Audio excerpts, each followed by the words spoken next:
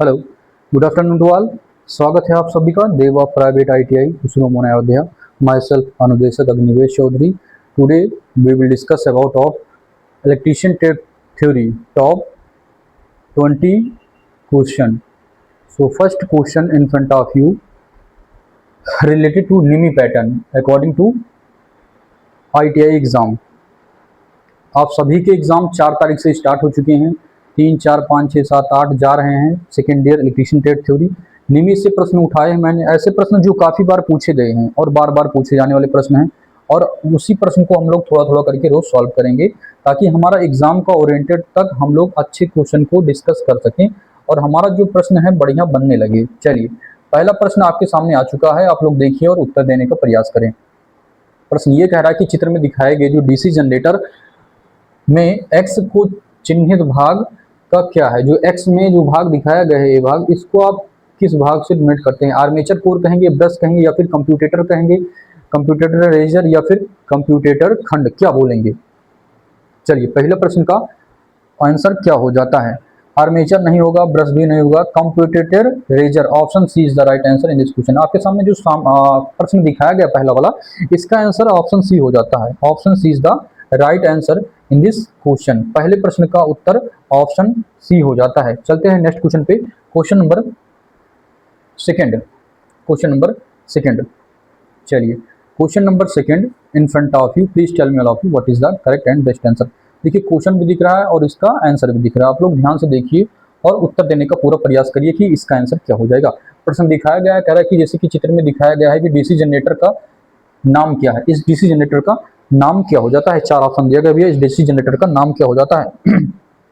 देखिए, पहला ऑप्शन क्या है? ऑप्शन ए कह रहा है कि differential long shunt compound. Option A is the right answer in this question. जो दिखाया गया क्या भैया? डिफरेंशियल लॉन्ग शंट कंपाउंड है। ये option A is the right answer in this question. ये सभी ऑप्शन आपकी गलत हो जाते हैं। चलते हैं नेक्स्ट क्वेश्चन पे। Question number 3।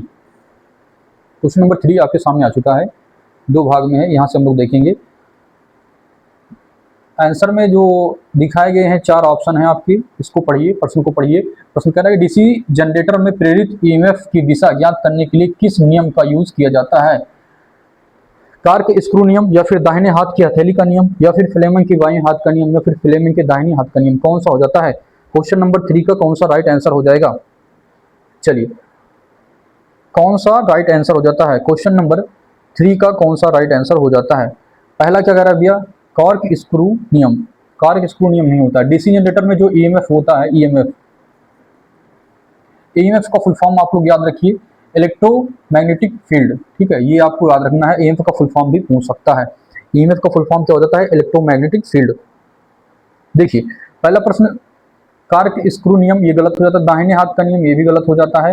फ्लेमिंग के बाएं हाथ का नियम, ये भी। फ्लेमिंग के दाहिने हाथ का नियम, ऑप्शन 4 वाला, option 4 is the right answer. ये 4 करके जो दे रहा है, D option is the right answer in this question. Question number 3 का चौथा वाला सही हो जाता है। ध्यान से देखिए आप लोग, तीसरे का चौथा सही हो जाता है। चलते हैं नेक्स्ट क्वेश्चन पे। Question number 4 in front of you. Please tell me all of you what is the correct and best answer. हम लोग डिस्कस कर रहे हैं electrician trade theory second year top 20 question, और ऐसे प्रश्न जो निमी ओरिएंटेड है और बार बार एग्जाम में पूछे गए प्रश्न हैं। आप लोग ध्यान से देखिए, वही प्रश्न हैं। निमी के जो प्रैक्टिस सेट है उसी से हमने उठाए हैं, और अच्छे प्रश्न हैं। हम लोग डिस्कस कर रहे हैं ऐसे प्रश्न जो बार बार आए हुए हैं। चलिए, ध्यान से देखिए प्रश्न क्या कह रहा है। क्या कह रहा है कि डीसी जनरेटर में उत्पन्न ईएमएफ की गणना करने के लिए जो फॉर्मूला होता है, वो कौन सा फॉर्मूला सही है आपका? ध्यान से देखिए, ये गलत हो जाता है, ये भी गलत हो जाता है भैया। Option C is the right answer. क्या कह रहा है? Generated EMF equal 5Zn/60 into pressure upon area volt. Option C is the right answer in this question. Option C is the right answer in this question. ये वाला सही हो जाएगा। Option C is the right answer in this question. चलिए, चलते हैं next question पे। Question number 5 in front of you. Please tell me all of you what is the correct and best answer. कौन सा हो जाता है? क्वेश्चन में दिखाया गया, चित्र में दिखाया गया जो जनरेटेड डीसी जनरेटर में एक्स चिन्हित भाग का नाम क्या हो जाता है? जो ये भाग है, इसका नाम क्या हो जाता है? प्रश्न में ये पूछ रहा है, जो दिखाया गया भाग है, इसका नाम क्या हो जाता है? 5 नंबर क्वेश्चन का कौन सा राइट आंसर हो जाता है? आप लोग ध्यान से देखिए और बताइए। देखिए, योग नहीं हो जाता है, ध्रुव कुंडली भी नहीं, पोल कोर भी नहीं, पोल शू हो जाता है। Option D is the right answer, 4 option is the right answer in this question. Question number 4 का जो दिखाया गया भैया पोल शू है, ये क्या है भैया पोल शू है, ये दिखाया गया यहाँ पे ये पोल शू हो जाता है। Option D is the right answer in this question. Question number 6 in front of you. Question number 6 आपके सामने आ गया है, ध्यान से देखिए। ये क्वेश्चन नंबर 6 है। ये कह क्या रहा है, कह रहा है कि जो जैसे कि सर्किट में दिखाया गया डीसी जनरेटर का नाम क्या है, ये जो दिखाया गया है इस डीसी जनरेटर का नाम क्या हो जाता है। देखिए इसको मैं थोड़ा सा बड़ा कर देता हूँ, लार्ज। लोग ध्यान से देखिए, 4 ऑप्शन है आपके सामने, प्यारा सा शानदार सा प्रश्न आ चुका है। इसका नाम पूछ रहा है। क्वेश्चन नंबर 6 का आंसर कौन सा हो जाता है? चलिए ध्यान से देखिए कौन सा सही हो जाएगा। शंट जनरेटर, श्रेणी जनरेटर, या फिर यौगिक जनरेटर, या फिर अलग से उत्तेजित जनरेटर, कौन सा राइट आंसर हो जाएगा? ध्यान से देखिए और उत्तर देने का प्रयास करिए कौन सा सही हो जाएगा। चलिए, शंट जनरेटर नहीं है ये, श्रेणी जनरेटर भी नहीं है, यौगिक जनरेटर भी नहीं है, अलग से उत्तेजित जनरेटर, ये क्या है भैया? अलग से उत्तेजित जनरेटर। ऑप्शन सी, ऑप्शन 4 वाला, या फिर डी कह लें, ये 4 करके दिया है, ऑप्शन डी वाला, ऑप्शन डी वाला right answer. Option D is the right answer. चलते हैं नेक्स्ट क्वेश्चन पे। Question number 7, question number 7 in front of you.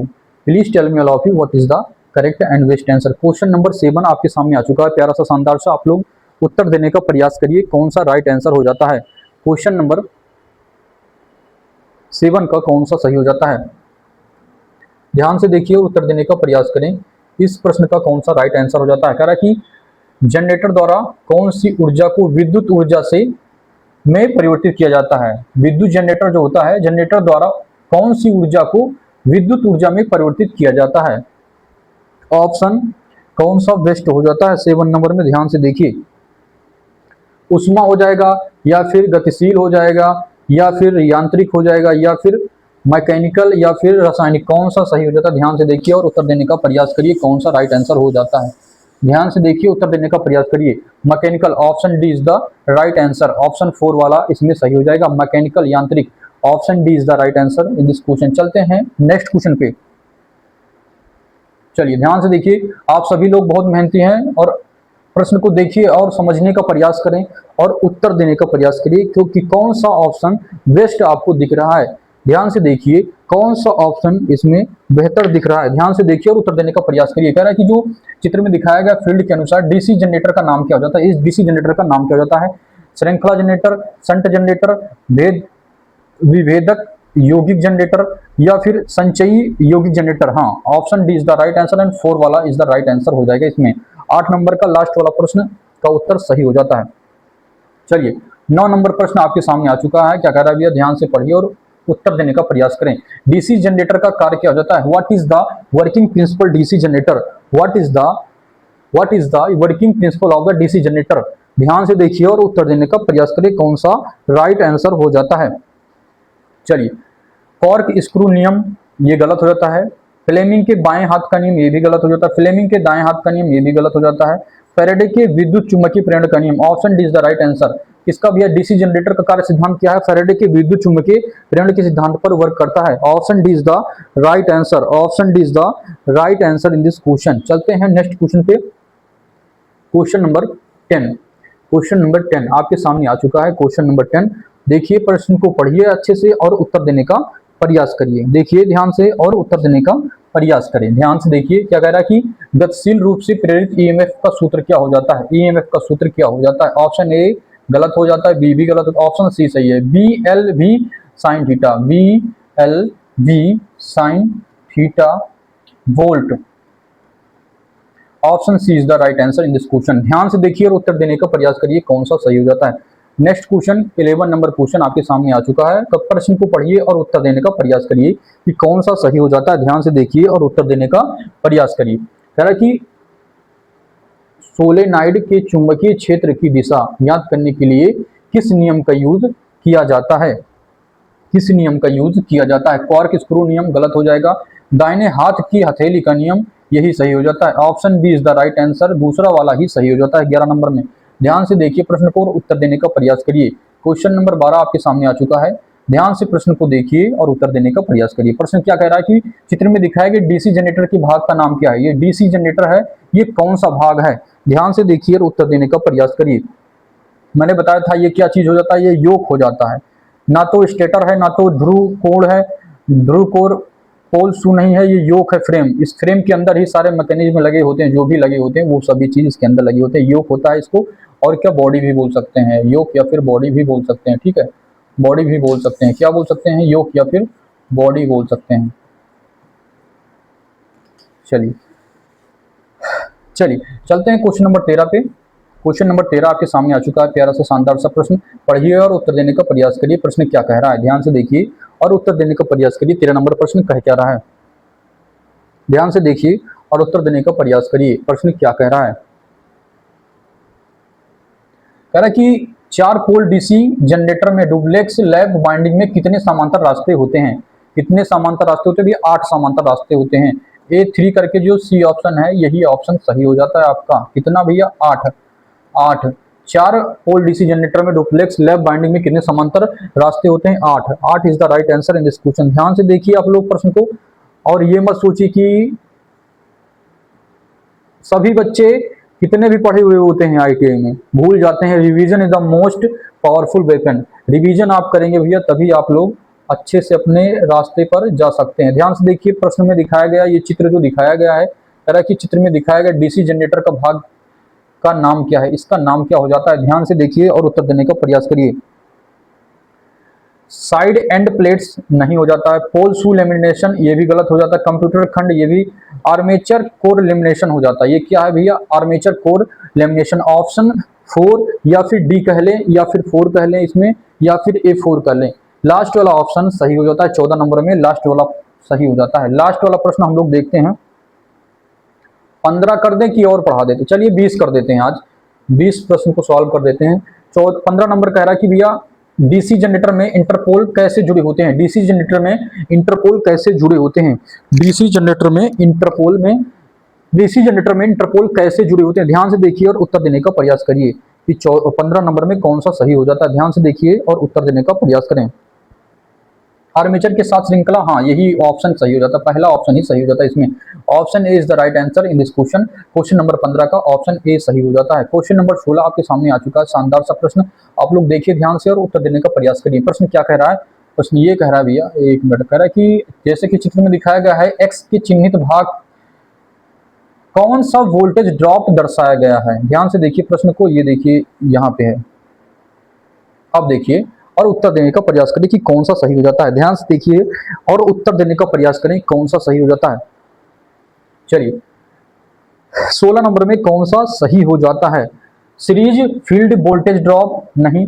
Armature voltage path ये भी गलत हो जाता है। आर्मेचर रिएक्शन ड्रॉप सी वाला, A3 या फिर सी कह लें। Option C is the right answer in this question. चलते हैं नेक्स्ट क्वेश्चन पे। क्वेश्चन नंबर 17 आपके सामने आ चुका है, प्यारा सा शानदार सा प्रश्न। आप लोग देखिए और उत्तर देने का प्रयास करें। प्रश्न क्या कह रहा है कि क्यों एक डीसी जनरेटर में आर्मेचर कोर पटलित होते हैं, क्यों एक डीसी जनरेटर में आर्मेचर कोर पटलित होते हैं। आपके सामने प्यारा सा शानदार सा प्रश्न दिख रहा है, आप लोग उत्तर देने का प्रयास करें कि उत्तर क्या कह रहा है। देखिए ध्यान से और उत्तर देने का प्रयास करें। पहला ऑप्शन कह रहा है कि तांबे की हानि को कम करने के लिए, हानि घर्षण को कम करने के लिए, या फिर हिस्टेरिसिस हानि को कम करने के लिए, एंडी करंट हानि को कम करने के लिए। Option A4, fourth D option is the right answer in this question. D option is the right answer in this question. Question number 18 in front of you, please tell me all of you what is the correct and best answer. Question क्या कह रहा है कि DC generator का armature प्रतिरोध बहुत कम क्यों रखा जाता है।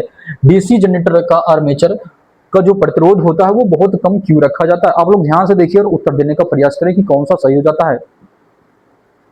चलिए क्वेश्चन का उत्तर आप लोग देने का प्रयास करें कि कौन सा सही हो जाता है। ध्यान से देखिए, आर्मेचर करंट को कम करने के लिए, आर्मेचर वोल्टेज ड्रॉप को कम करने के लिए, हाँ आर्मेचर ड्रॉप वोल्टेज को कम करने के लिए, reduce, option to reduce the armature voltage drop. Option B is the right answer. Option B is the right answer in this question. Question number 19 in front of you, please tell me all of you what is the best and correct answer। Question कह रहा है कि DC generator को केवल एक ही दिशा में चलाना या क्यों चलाना चाहिए। डीसी जनरेटर को केवल एक ही दिशा में क्यों चलाना चाहिए। बढ़िया प्रश्न है, शानदार सा प्रश्न है। आप लोग देखिए और उत्तर देने का प्रयास करिए भैया, उत्तर देने का प्रयास करें कि क्या हो जाता है। ध्यान से देखिए और उत्तर देने का प्रयास करें। 19 नंबर का कौन सा बेस्ट आंसर हो जाएगा। देखिए कह रहा है कि ब्रश को क्षति से बचाने के लिए नहीं। दूसरा कह रहा है कि अवशिष्ट चुंबकीय या चुंबकत्व की रक्षा करने के लिए, हाँ option B is the right answer in this question. दूसरा वाला इसका बढ़िया सा आंसर हो जाता है, दूसरा वाला अच्छा प्रश्न का उत्तर हो जाता है। चलते हैं लास्ट क्वेश्चन पे, 20 क्वेश्चन ही देखते हैं, हमारे गले में थोड़ा सा प्रॉब्लम है तो आप लोग समझ सकते हैं कि 20 के बाद मैं कल सीरीज सेकंड में स्टार्ट करूंगा, इस सीरीज को कंटिन्यू करूंगा। 20 प्रश्न तक हम आप लोग को आज पढ़ाएंगे, उसके बाद हम लोग 20 के आगे 21 से कल यहां से स्टार्ट करते हैं, इसी सीरीज को आगे दोहराते हैं। चलिए देखिए लास्ट प्रश्न का उत्तर क्या हो जाता है। बड़े डीसी जनरेटर में क्षतिपूर्त बाइंडिंग क्यों की जाती है? ध्यान से देखिए और उत्तर देने का प्रयास करिए कि कौन सा ऑप्शन सही हो जाएगा। आर्मेचर प्रतिक्रिया के क्रॉस मैग्नेटाइजिंग प्रभाव को बेअसर करने के लिए नहीं। उसके बाद कह रहा है कंप्यूटेशन प्रभाव को कम करने के लिए नहीं, ये भी नहीं। आर्मेचर प्रतिक्रिया के चुंबकीय प्रभाव को बेअसर करने के लिए, हाँ option C is the right answer in this question. Option C is the right answer in this question. 20 number का option C is the right answer. Session को हम लोग खत्म करते हैं आज, और इसी प्यारे शानदार सेशन को खत्म करते हुए, मंजिल उन्हीं को मिलती है जिनके हौसलों में जान होती है। मंजिल उन्हीं को मिलती है जिनके हौसलों में जान होती है। पंख से कुछ नहीं होता दोस्तों, हौसलों में उड़ान होती है। आप लोग मेहनत कर रहे हैं, कभी न कभी ITI आप इसलिए कर रहे हैं कि गवर्नमेंट के लिए ना एलपी में वैकेंसी आती है, और काफी टेक्नीशियन वैकेंसी ITI मांगती है, लोको पायलट, DRDO, इसरो, ये सभी वैकेंसी ITI बेस्ड है, और इसमें कंपटीशन भी कम रहता है। आप लोग ITI करके अच्छे से अपनी सिलेक्शन लीजिए, और हमारे इस चैनल को सब्सक्राइब करें, शेयर करें, लाइक करें। मिलते हैं नेक्स्ट वीडियो में। Jai Hind. Thank you to all. Jai Hind.